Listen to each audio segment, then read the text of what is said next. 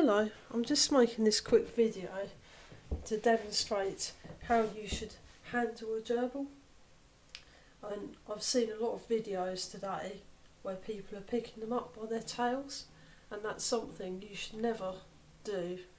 Number one, because you might really hurt your gerbil, and number two, in the wild they actually have a defence mechanism where their tail comes off.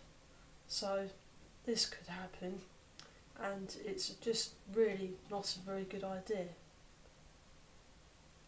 Come on, Fuzzy, don't chew my clothes. Silly boy.